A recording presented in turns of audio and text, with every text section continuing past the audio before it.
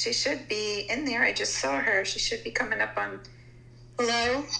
Heather! Hi. Hey, Lori. It's always me with the technical difficulties. Oh, I'm so embarrassed. I'm here. Well, thank you for joining us, Heather. I so much appreciate it. I know that you lead a extremely busy life. I'm going to give it one more minute before I start telling people about you and then asking you to tell us about you. Okay, well, gosh, thank you so much, Carol, for having me here. Thank you. Yeah, I was just so taken with you, and I'm so impressed with people who think outside the box, and you are definitely one of those people. Okay, well, it's 6 o'clock, and we have with us Heather from Wild Florida Rescue. And I don't know when I first heard about you, but the first time I think I saw you was when you delivered some bobcat kittens to Big Cat Rescue in an ambulance that was created by you and your team specifically for rescuing wild animals that need help and getting them to the help that they need. And I thought that was the most clever thing I think I've ever seen in my life. And so, Heather, would you mind telling people here about how you got started doing that? Yeah, absolutely. So it's been kind of crazy. I don't know why I endeavored to take on such a big task, but I suppose I was working at a wildlife hospital, and I just constantly saw people calling in from the side of the road with things like bobcats and owls and otters, and they didn't know how to transport them to the rehab facilities or to the hospitals.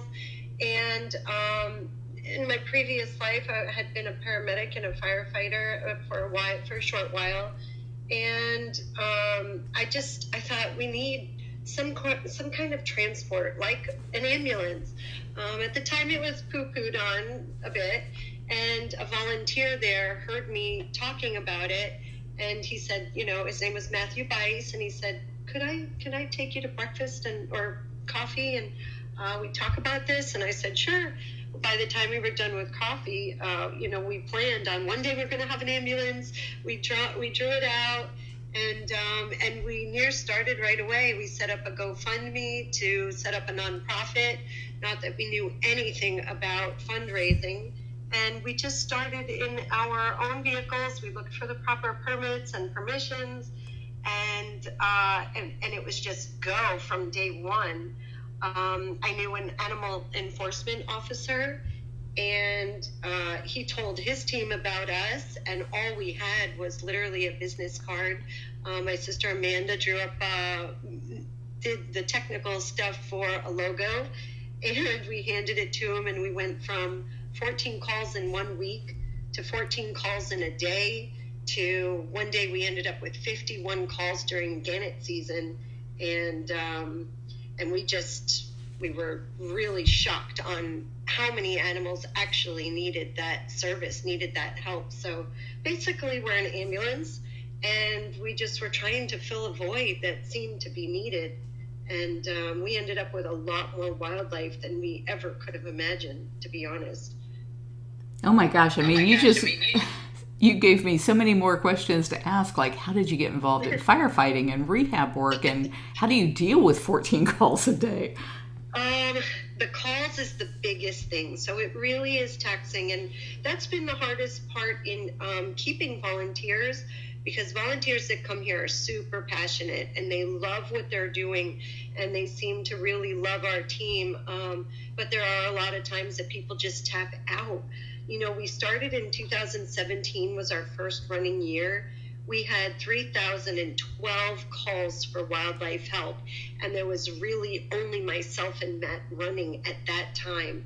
In 2018, we had a couple of others join in, and one of them who stuck with us, Christine Prokop, which you also met, and in that year we had over 4,000 calls, and this year we are now up to almost 7,000 calls just for the year. And so every single day is a different case scenario. So we might pick up 10 pelicans, but every single case is different. One might be hanging by its neck in a tree. One might be in a road. One might be just in a public area. So it's taxing, and we had a volunteer tell me that one day. It is extremely taxing. It's like a roller coaster. One minute you're giving a baby back, which brings tears to my eyes, because, when you have a mom and you see this mom panicking, as my own mom was with us, there was raccoons, babies in a trap, and the mom was actually dragging the trap into the woods when the caller called me, and we could have lost that trap forever. And I got there just in time to locate the trap, and I pulled the babies out, and mom took them from my hands. So that's like that's just a high. And then the next minute you go down the road and something else has been hit in the road and you have to take babies away, which is the ultimate low, at least for me and many of my team members. So every day is taxing. I'm sure that if we went to mental health and we got a list and it said, check off all the boxes that applies to you, it would say that we are, I guess I'll just say, taxed. So it really is difficult to deal with the type of calls that come in. And then, like you say, how do you deal with them? And I'm sure, Carol, you really understand when there's just so many. And for us, we had a sizability problem. Before we could get more volunteers, we had... Excuse me? Still there? Yeah, go ahead. It was just a hot mic. Sorry. Before we had enough volunteers, we had way too many animals. So we're just now really rectifying that, and we're just going into our 5th year. And this is the first time in all the 4 going on 5 years that we've really had a handful of volunteers, and they are really working their butts off. And we don't, in general, we don't have a lot of problems. The biggest problems we have is when, there's a call that seems to not be responded to. No volunteers are on. They are volunteers. You've got a volunteer on dispatch calling out for help. That person just ran for the last 24 hours and now has to go to the doctor, personal stuff or whatever it is, have to be off. And they're like, someone's got to get that call. And that's the only time it really gets hairy here. But it's really all about the animals. Every bit of emotion here is about the wildlife. And even, some of the people that have come here, and again, Carol, a lot of this you probably understand fully with your heart, is there's very passionate people who are animal people more than people. And what they find when they come here, they realize they're also dealing with a lot of people, and people who are also compassionate, struggling on the side of the road, needing help, calling several different organizations, and not at any fault to the organizations. Look, every rehabber, every city official, they all have their own scope in what they're doing, and they have to stay in their lane. So they get all these calls, they come flooding to them. The public is now calling all these numbers, and then it comes to us finally, and they're in an over hyper moment, in a serious crisis, and on the side of the road on their way to work, and they don't want to leave this osprey. So we deal with a lot of people who are in panic and frustrated, and our dispatchers really learn to be loving to people as well as animals, and be really compassionate to the public, who is really like our volunteers, because we're not out there scouting for wildlife. They are calling us, which is really cool that they have found, we have learned to get ourselves out there so people can know where to call right off the bat, instead of doing that big circle of calling everybody and then being frustrated 2 hours later and finally getting to us. So that's a positive that people are getting to us now, but it's still, we're still in that growing pains of getting the sizability problem under wraps. So wow. That's where we are now. Hey, Karen, can you make me a moderator, and I'm going to open it up to the group up here on the stage to ask Heather questions, because there's just so many interesting things that she could talk about, and I think everybody's probably got a ton of questions already.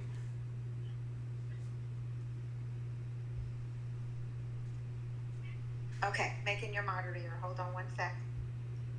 So while she's doing that, Daniel, you're the first one up here on the stage. Do you have a question for Heather? Well, a lot, but I'll limit myself. I just want to thank you for what you do for all of the animals. I mean, someone has to save these babies when they're hurt or when they're lost. And to get them where they need. And it's people like you that matter most, honestly. Well, thank you so much for saying that. It's a big, big family. It's a lot of hands in a lot of different places. So we don't do it alone. But thank you for that. And correct me if I'm wrong, but one of BCR's bobcats that they have currently in rehab is from your area, correct? Yes, I believe so. Actually, I think that was Nakoa who just got released. Was that Nakoa or was that Birdie or no, it was Kahira. Yes, Kahira, that's right. Yeah, she's still with us. Yeah. So I wanted to thank you personally for reaching out to BCR, because I know they have one of the best rehab programs in the state of Florida, if not in America. Yeah. Well, thank you, Daniel. And Karen, I know you've got questions. You know me too well. Yes, I do. I actually have a comment, but will probably lead to a question. I love your quote. I looked up the website just to get prepared. Oh, I'm Karen Nash. I'm one of the moderators on Carol's BCR's main Facebook page. Hi. So nice that you're here. So, of course, I tried to get a little bit of homework before having you on here. But I love this quote. When you feel the suffering of every living thing in your own heart, that is consciousness. And I think that everyone here probably feels that same way, that we feel the suffering of the animal, of all animals. We just happen to be more with the big cats, maybe because that was where our passion is, and so we kind of followed that path. But you seem to have that overall, and I think all of us do actually have that overall for every animal, anything. I'm saving bugs half the time and putting them outside. So I think we all have that innate, we're born that way. But I just wanted to say I really love that. And then my question would be, just a quick question about how you have a team that goes out. Are they volunteers? How do you go about making these calls? Because you're kind of a first responder, and which the Big Cat Public Safety Act is something that you're probably interested in, because you're sending your team out to these calls. And how do you do that with safety, number one, and then also number two, you have to have a vehicle and traps and that kind of stuff. So can you just tell us a little bit about your team and how you form them and who they are? Yes, absolutely. So on your first part, thank you. That quote does mean a lot to me. And I think that anybody who can understand that quote feels it a lot. Even when you repeated it back to me, I felt to burst out into tears, because it is a lot of weight, isn't it? And you really do feel it. It's hard to explain from somebody who doesn't understand, but I'm expecting that everybody here does.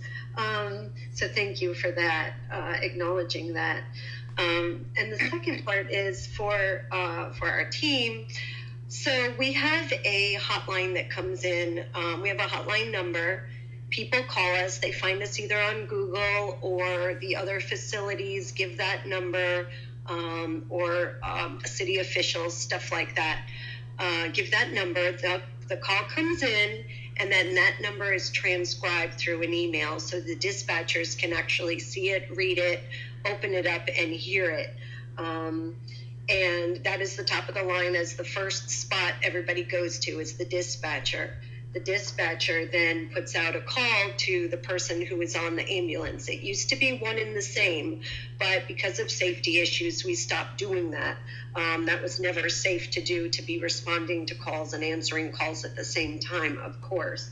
So now the person with the ambulance will go out to the calls. The idea is that we have 2 people on the ambulance. We don't quite have that all the time yet.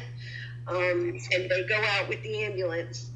And if other calls come in and there are people in their personal vehicles that have already taken our training, they can go out and also transport wildlife as transporters or rescuers, depending which training they've taken. The people in their own vehicles usually run with their gloves, their goggles, which is their PPE, their personal protective equipment is very important. A carrier and a net, those things are our best friends.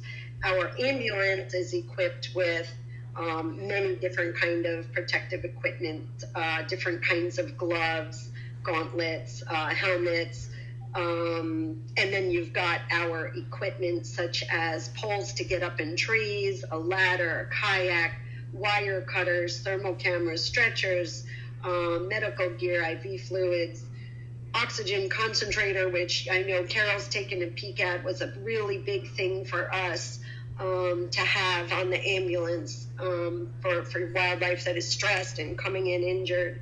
Also a net gun that comes in at night, because that's one of our biggest and most expensive pieces of equipment, and really helps us with things like sandhill cranes and great blue herons. So that is pretty much how we're set up, and then we go to the best case scenario for that animal.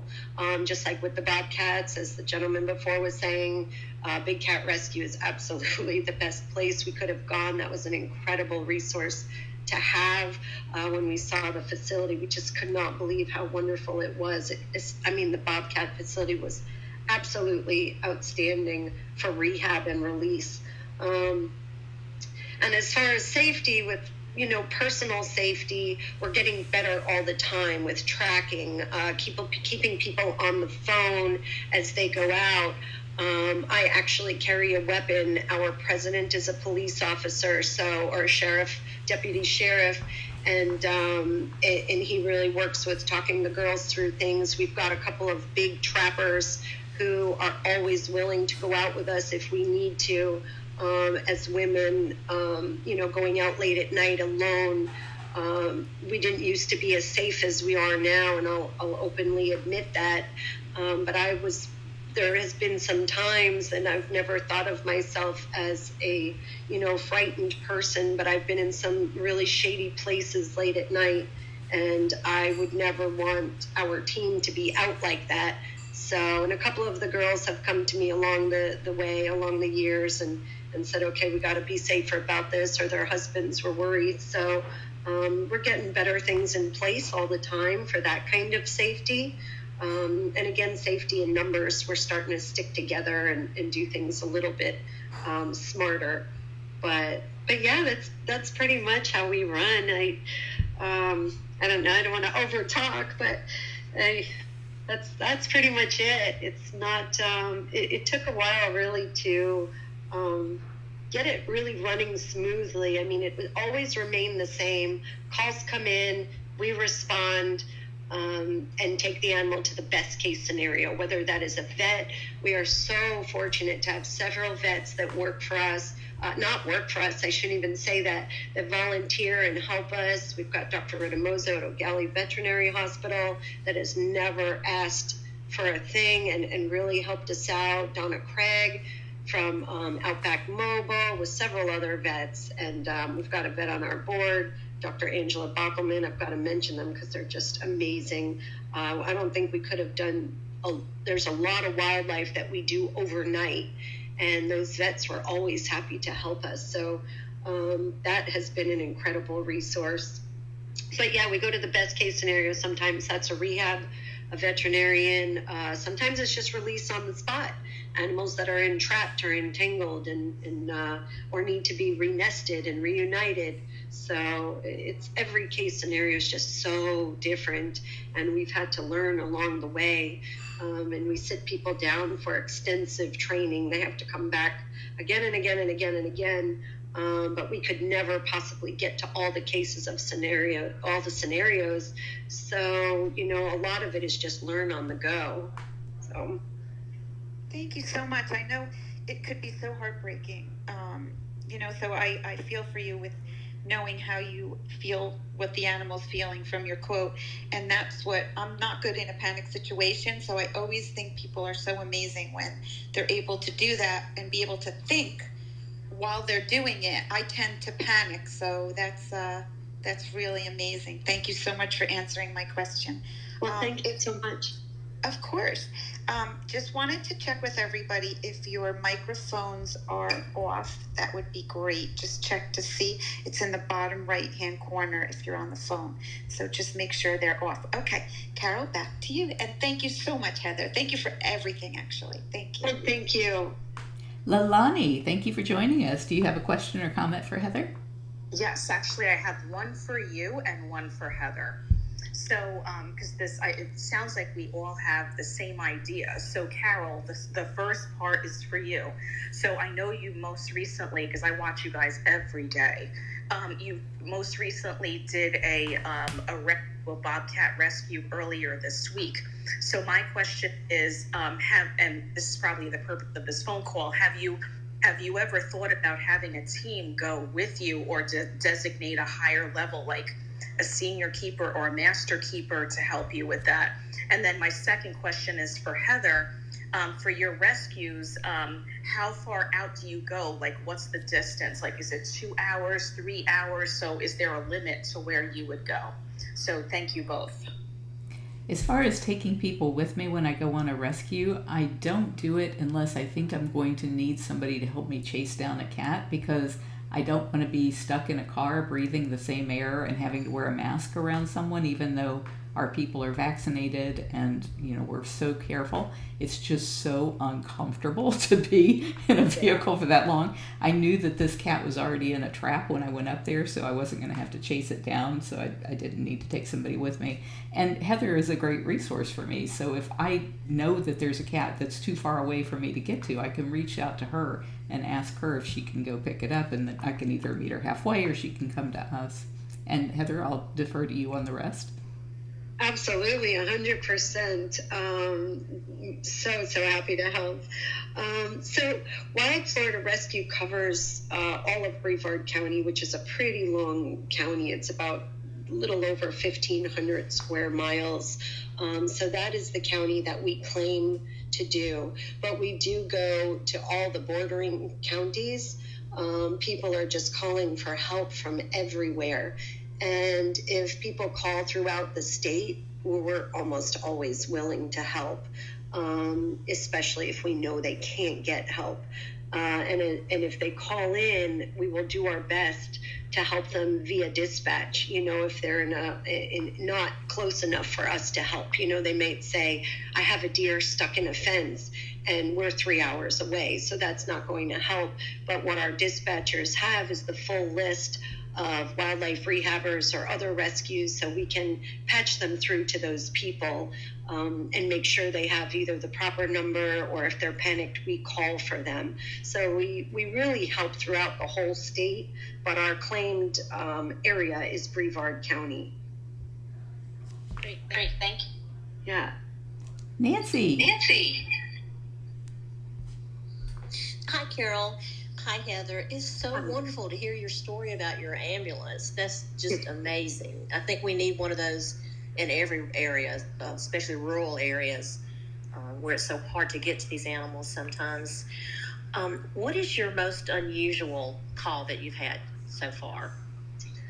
Gosh, so there's so many, but I think the one that always stands out, or that recently stands out, is there was an osprey dangling from I think 45-foot sailboat mast, and it was late at night, about between 9 and 11, and one of our girls actually got shimmied up by our president and another volunteer, shimmied up in the boat seat, up to the top, grabbed the osprey. It was full of tarpaulin, and she cut it down, came down with the osprey, and they freed it of all the debris, and they let it go just like that. And that one just kind of shocked me. One of the first ones that I actually wasn't on, that I just went, wow, that's pretty neat. I saw the video and the photos, and and thought that's that's crazy.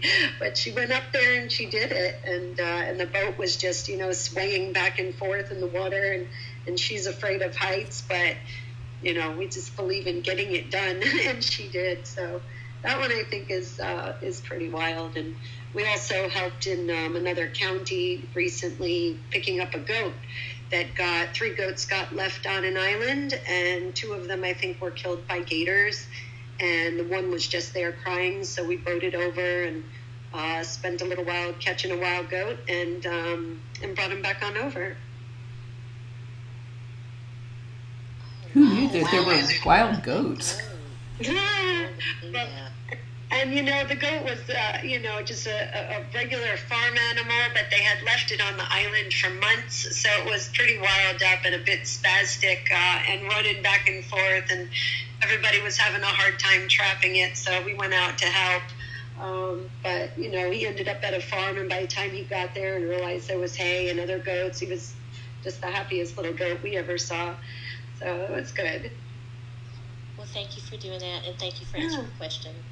Yeah, thank you. Dawn. Hi, Carol. Hi, Karen. Hi, Heather. Thank you so Hi. much. Thank you so much for doing what you do. I guess I will ask you, what is the rarest animal that you, that you helped? Is there one that... I don't know. I think with us, most of the strange things are the different case scenarios. We do get some exotics, things like iguanas and stuff like that, calls for these kind of things. We have seen some really cool birds. We had a masked booby, which they don't nest here. They have made a small colony in the dry tortugas, but we had a masked booby bird come from Brest, France, on the Disney cruise ship. So it was stranded on the Disney cruise ship, and we brought it in, took it to the wildlife hospital, and it got some rehab, and then we brought it out with FWC, Florida Fish and Wildlife. Took us 20 miles out offshore to get them back in the right way. So we have some animals, birds that aren't usually here, which are pretty neat. But we don't have, I don't know that I've had anything so shocking. We don't get a lot of otters, so when we get the otters, of course, everybody's gooing and gawing over them. But the biggest thing, I think, is just, birds that come in that are really different and migrating and stuff like that, So. That's awesome. Thank you. Yeah, thank you. Paula. Hi, everyone. I missed the beginning, and I feel sad about that, so I'm going to have to go back and listen to it. But your website is great. I so admire what you do, and I see you rescue everything. I mean, it looks like every kind of bird and mammal, but I'm wondering, is there a certain species that you get called about more than others? We get a lot of birds, and of course we get a lot of raccoons, especially with built-up areas, but definitely a lot of birds. I'd say 65 to 70% of the wildlife coming in are bird calls. And then we've got our mammals, and then a small percentage is exotics, lost pets that people threw out, dumped in areas. And so, but the most we get, I would say, are birds for sure.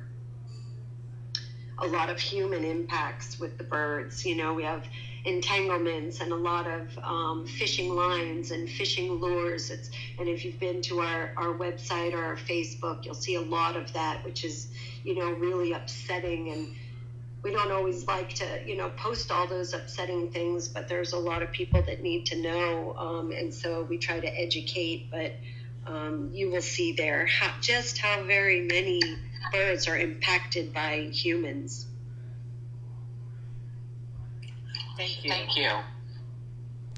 Thank you. I just pinned the link to your website up at the top for anybody who wants to visit it. And Carol, you're next. Hello. thank you, Heather, for coming to Clubhouse and also for everything that you do. First I have a comment, which is I can't believe that you rescue sandhills. I used to live next to a park where they hung out, and they can be vicious. What I was wondering was, do you rehab at all, or are you primarily a rescue organization?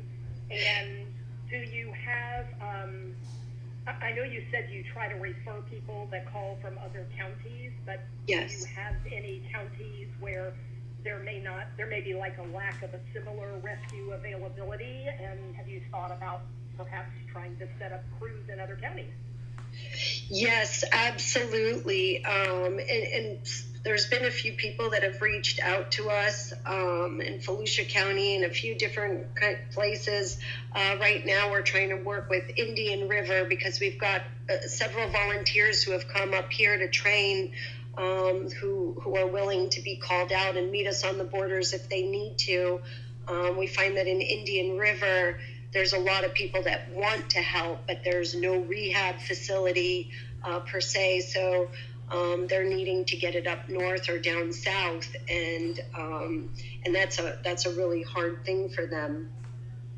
And I'm sorry, what else did you say? I lost my rabbit. I talked too much. I lost my rabbit.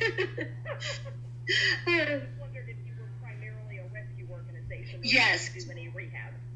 Yes, so we are a rescue. We are that first response service, just like a people ambulance. We are not a hospital. However, the city of Satellite Beach is planning on giving us a building, and we will have place there for triage because we have so many volunteer vets and vet techs. We will be able to triage, which is really great. So they'll be able to go through our vets and then go to a rehab. We have a couple of people who are sub-permitted to rehab, including myself, but we really only have that if we need to hold an animal longer than we're permitted to. Under rehab license, we can do that, but we do not actually rehab. We're on the medical side of things, and we kind of stay there, and we've got our plate really full in that area, and then there's so many great rehabbers that we can reach out to, so it works really well for us to fill the void, if that makes sense. And we kind of stay right there in our lane. Definitely. And the building will be wonderful. That is something we're all really looking forward to, and we feel like it will be a really good connection with the public as well. So I love doing Facebook because we can reach out and talk directly to the public. And again, like I said earlier, after all the public is our volunteers. They just don't know it, but they are our volunteers. And I'll really look forward to the public really being able to step in to our world and say, hey, and take a look at what we're doing on some level, so that way they can see what's going on with all the wildlife they bring in, and we really like that, to be able to have a good dialect going with the public, so they're not kind of shut out once they bring an animal in, because so many people text me months later, how'd my raccoon go, how'd my squirrel go, how'd the bird go.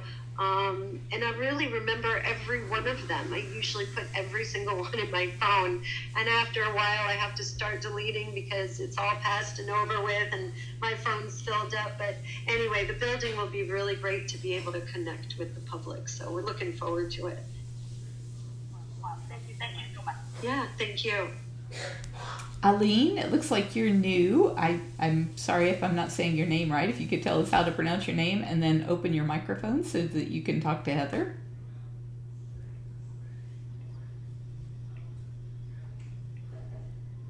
The microphone's down at the bottom right hand of your screen. You just touch it and get the little line off of it. It's really funny. My mom's name is Aline, and being that she can't open the mic, it's probably my mom. Just like I couldn't open mine. Hi. Thanks for joining. Just wanted to say I'm very proud of you. Oh, thank you so much. So is it your mom? That's so sweet. Yeah, that's what I'm saying. We both couldn't open the mic. Thanks, Mom. You have a lot to be proud of there. I tell you what, I was so impressed with your daughter when I met her. It's one thing to have a great idea, and it's another thing to be able to bring it to fruition and to have it as big as it is amazing. And she has a great team of volunteers working with her, even her brother. And I just think they all just do an amazing job. I named a few that I know, but I'm horrible at names, and I don't want to leave anybody out. Very, very proud of you, Heather, and keep up the good work. That's Thank you. My mom's really been paramount here and very supportive. When I wanted to do this, and my mom got really excited because she works with Hazmat, FEMA, and she's had all these really great ideas, and I was visualizing this like European ambulance, and everybody was kind of like, oh, that's a lot of work, you can't do that, or you need this, you need a permit, you can't. My mom kept saying, of course you can. Of course you can. When someone says you can't, you certainly can. So she was really, really supportive, and thank you, Mom, for being here today. I appreciate that. I do have a question for Mom. How did you influence each other with animals? Are you both animal lovers, and that's just in your family, or how did that happen? Yeah, I'd say it's in the family. My Yeah. rescuing animals, and Heather, I probably have some old Super 8 videos of Heather helping me feed raccoons when she was about 8 or 9. So yeah, I'd say, and her everyone in the family loves animals, and one of her sisters rescued the woodpecker. And her brother, has always been a big animal lover. We had a bear coming to our wading pool during out, and he was about 9, and the bear was drinking out of the wading pool, and a chipmunk fell in, and he rescued the chipmunk. So yeah, I'd say it's a big animal loving family, but Heather's the one that really managed to be able to make an organization and have ambulances. I mean, it's like a dream come true. So yeah, it's pretty amazing to be able to do that. It took a lot of hard work and determination. How do you understand? Thank you, Mom. Thank you. I love that. I love that. Lisa, you're up, and Frank, I think your mic is hot. Hi there. Good evening, everyone. What a great mom, Helene, that you are. Heather, we can see you are cut from the same cloth. That was just beautiful. I'm just smiling. So my question could apply to either Heather or Carol. Obviously, all of us here are animal lovers. Mm-hmm. And my question is, with you being involved in rescue, clearly at a rescue stage, these animals are in need, or something's wrong, or they're hurt, or whatever. And with caring for animals so much, I would like to know how you handle the emotional aspect of it, which can be really difficult when you're doing it day after day and seeing hurt, injured animals, and how you deal with the emotional aspect of it and not let it overcome what you're trying to do. Yeah. Carol, did you want to respond first? I think from my perspective, it's just that there's so much always pressing on me that I feel like I can never hand my emotions over to experience them. I just have to shove it down and keep going. And I'm guessing you're about to hear the same thing from Heather. Yeah. And that's a really good way to put it, shoving it down. and I don't think that, and it's obvious that people know it must be difficult, but I don't think you really know unless you do it what it's like to shove it all down. And it's kind of like a big stone in your throat all the time. And I was actually recently trying to tell our president what that's like, because after a couple of years, it has really worn on me a lot, that roller coaster and that taxing that I was talking about. One of my volunteers had dropped off the ambulance, and I was saying, look, if I poke her right now, or if I say something to her right now, she's going to burst out laughing. And she just started to giggle. And then I said, now if I give her a poke, she's going to burst out crying. And she literally just kind of stood there and wept. So it's like there's always a raw nerve, and some of us are able to just push it down and hold it there. But, rest assured, when we get home or we're in our own private space and zone, or someone says the right word, whether it be apple or sock, the tears just flow out. But when you're working and you have to handle stuff, you just got to pull up your big boy pants and just keep going. Like Carol said, I totally agree. You don't get to sit in that emotion. You have to just push it down, pull them up, and keep going for the time being. And if you can't really do this sort of thing, I think. So, yeah, I would have to really agree with Carol. For you to say it felt like a stone in your throat, I know what that means. It's just, that's a perfect example or a perfect description. Yeah. Thank you. Well, thank you so much. As long as you have a source of love when you go home.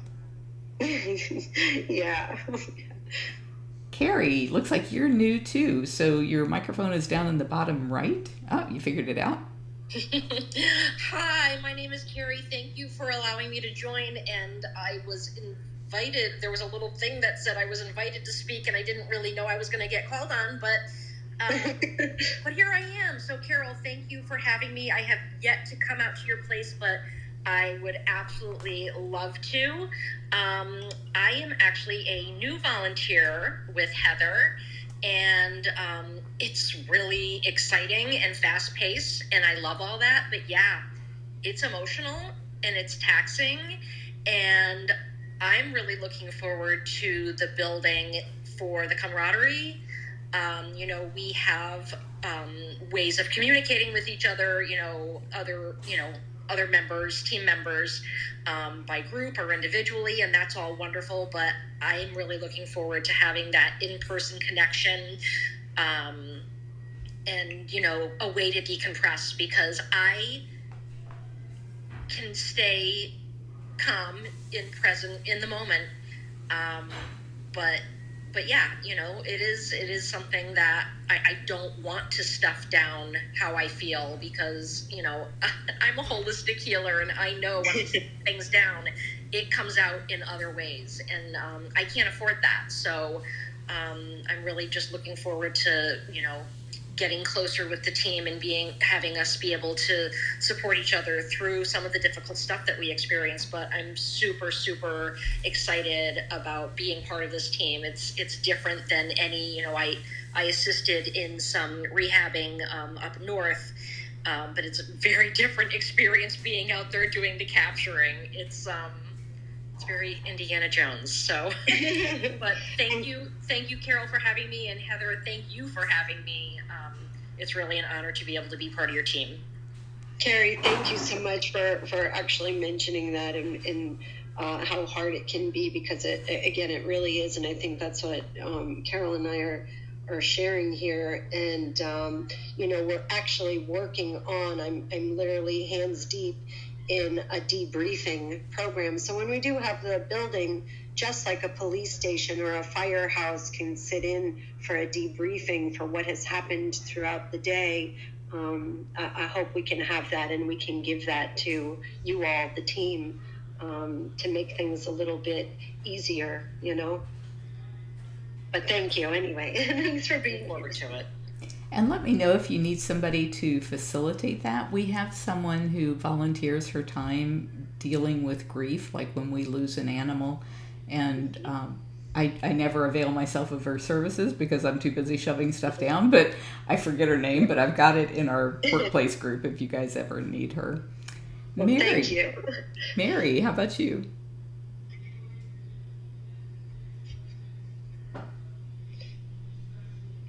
Do you hear us, Mary? There we are. Yeah, I can hear you. I pressed the wrong thing and my phone did some weird stuff, which is normal for me. Thank you so very much for what you do, Heather. And Carol, I have to say, last week, the video of you walking beside the highway looking for a bobcat tracks, I kept thinking, she is so brave, and why isn't somebody with her? Why is she alone? You worry me. Anyway, Heather, how many volunteers do you have, and what is your training program? So we probably have about 8 trained volunteers, but they're always training. We all are always training. There's always something we can do better. Then we have about 15 others who are new in training. So we've got them going, through the process now, and then we have a handful of applicants. But our training, we start with our orientation, our transport. So that's kind of like the first level. Then you have rescue. Then you've got dispatch, or an ambulance, and the ambulance driver. So the ambulance driver runs all the equipment, and but as rescuers, ambulance drivers, you're learning how to use all the equipment. Tactics is a really big thing because with wildlife out in the wild, sometimes you've only got one shot. You've got to treat everything like there's one shot. They learn what movements, what kind of things that animals do, what's normal. Someone calling about a one-legged stork, could be possibly normal. The stork is standing there on one foot. And then we've got our dispatch, which is the heart of the team, and really important that dispatch knows where to call, who to call, how to call, again, what's normal, what's not normal, what needs to be addressed immediately, that kind of stuff. So we just have we have classroom training with PowerPoint and stuff like that for the basics. And then we have ongoing training out in the field, whether it be phone and dispatch or out in the field with the ambulance and our seasoned volunteers. So that's how we train. May I ask one Sure. question? Have you thought about making this statewide and having more than one ambulance? Yes. We were thinking right now we're working with Indian River, so we're kind of gathering a posse. We might call it just that, Indian River Posse Wild Florida Rescue, and see if people can, each county can end up with their own ambulance, kind of guide people into doing it. Like I said earlier, we have a sizability issue, so we're trying to get our own county under wraps, and the stronger we get, then we can go out and move to other counties, and likewise, if other counties want to set up their own thing, we're happy to, facilitate that training to help them do that, a template, if you will, of what we've done, because so much work has gone into it, a lot of work, a lot of trial and error, and very simply, we can hand over a template where they can work that into their own county. But yeah, the idea is that, and we never thought that would happen, but we hope that we can get volunteers coming from every county, and instead of them coming to us for training, we can go out to them and get a kind of ambulance set up in their area. And right now, again, we have the Indian River Posse. Now they can meet us on the borders, make it a little bit easier so nobody has to drive all day. So if I get one call, let's say in Sebastian Inlet, and then I get a call in Titusville, that is, 2-3 hours back and forth. If I go twice to Sebastian Inlet, that's like, 8 hours of driving. So it is a lot of driving. So getting everybody set up in the different counties is very, very important, and thanks for bringing that up. It's something we really do want to do, as we get stronger in our own county. Randall. Hi there. Hello. I think I've got it a little bit too loud on the side. I had to turn it down a bit. Carol, I think you were thinking of Dr. Kim Lannon. Was the yes caregiving debrief person that I got the privilege to meet one time for grief help. She was very good.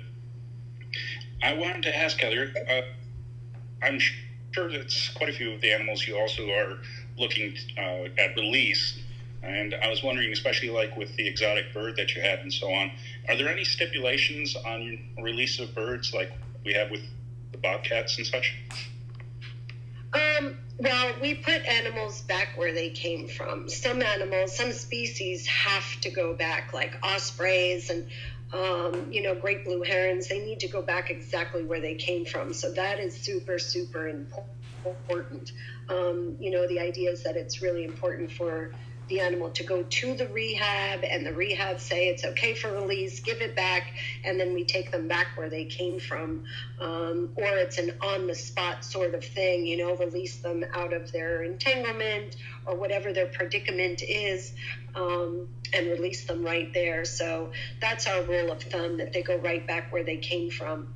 In the case that we get, migrating birds, like in the case of the masked booby, we make sure they get to the best possible place. So yeah, it came to shore. We didn't release it on the shore. We took it out. That bird has to be released out into the water, and that's what we did. So, but for the most part, birds should be returned right where they came from. They also may have a nest. We usually look for that when we take a bird, but you may take an osprey that is injured, you bring it back to the other mate and their nest, and it just really is important that they go back where they came from.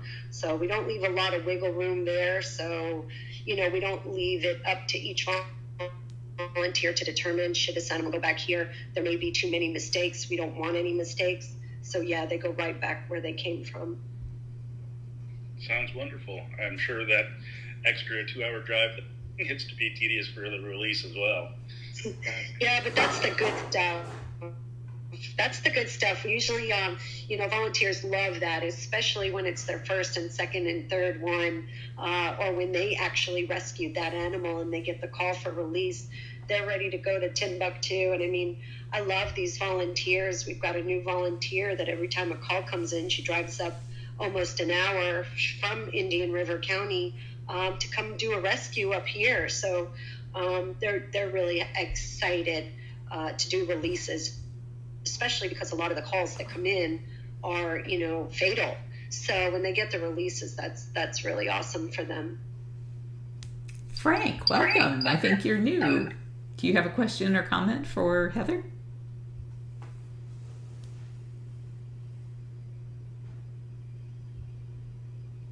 Frank? Yeah, I'm here. Did you have a question or comment for Heather?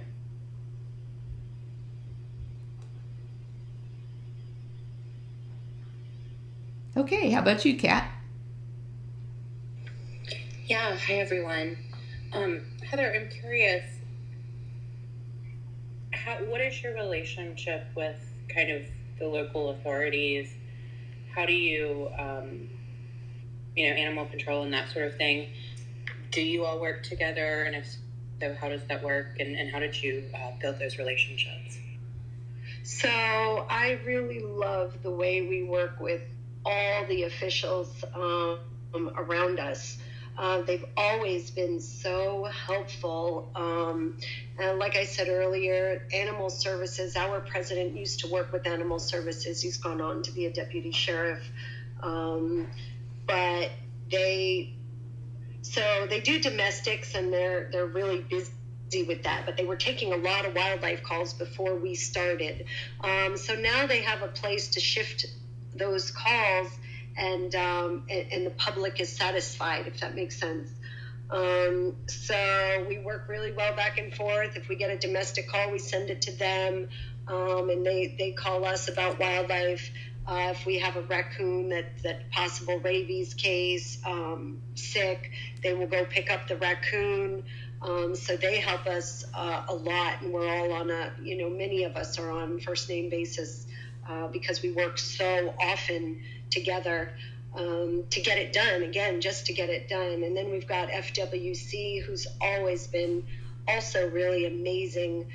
We can call them for help or advice. If we have, a large gator, we call them, they come up, and we stay there for manpower, and they work their magic, and we work with them. Same thing if we get things like manatee. So manatee are not really in our scope. That is for the FWC biologists, but we'll stay for manpower. So we work hand in hand, and as time goes on, again, we get phone calls and texts. Hey, can you come for this? Or what's the best thing to do with this? And we'll respond to them. They'll respond to us. It's really, really fantastic. We're also working so much with ocean rescue, the firehouses, the police departments. They say, I've got an animal here. Fire departments have kept animals inside the fire department, safe till we've gotten there. So we really love working with all the officials, honestly. And it's a great relationship. Heather, can you tell everybody how you fund this? Wow, so that's a really wild ride, and in the beginning we didn't. We did a GoFundMe for our nonprofit status, and then we didn't know anything about being a nonprofit and fundraising. We were out of our own vehicles and our own pockets, and that got really crazy, and we got really, really broke. And then we started doing small grants, and of course the first couple of times we were turned away because we were so new, and then we got $2,000 and we're freaked out, about we've got gas money, and that was for gas. So with our ambulance, we swapped out a donated vehicle with 3 vehicles that were trash in the grass, and we swapped that out for cash, and then we got our first van, and then we got our second one by doing a raccoon rescue, and someone had a foundation, and we applied with them, and we got the second van. And now we're doing just a handful of small grants. I've never done grants. I helped with an organization in Trinidad and Tobago that I helped set up. So I kind of knew what grants were, but I didn't really know how to write them. So I've just kind of navigated through it. We're doing small grants now, and the public helps a lot, donating through Facebook, Amazon wish list, for us to get equipment, because a lot of those things are the important things that we need. So that's a big burden off of us. But yeah, that's how we're funded right now, just small grants, and then our Facebook donations, or webpage donations, if you will, and on-site donations. So it was really hard for a while because people didn't even know that we were a nonprofit. We just didn't even really tell anybody. We were just doing it. And as the people who have taken these paths that we have, they realized, hey, let's help these new kids. Not that I'm a kid, but let's help these new kids on the block, and kind of showed us how to, reach out to people to say, we need things. We're a bit shy, but we learned to say, we need this, we need that. And people have really stepped in to help, which was so amazing and heartwarming. But yeah, we're doing small grants. That's what it comes down to at this point, for the insurance that we need, and gas and stuff like that. So thanks for that question. Can people donate on your website? Absolutely. And each and every donation is noticed, and it's thanked, and it means more than sometimes people know. Some people really do know. They're like, I know you need this, and and I hope we wish you well. Some people are like, I'd like to donate, and don't realize just how much of an impact they actually make. And on this side, the team can get quite emotional about that. And again, maybe it's that nerve from the rescues, but it's kind of like there's help. People care. People are watching. So yeah, our webpage is a great place to go to donate. And on our webpage, you can also see a mailing address where people can send checks if they'd like to do that as well. And we have 1 minute left. So is there anything that we didn't ask you that you wish we had? I don't know. I don't know. You guys asked a lot of questions and I talked a lot. So I think maybe we covered everything.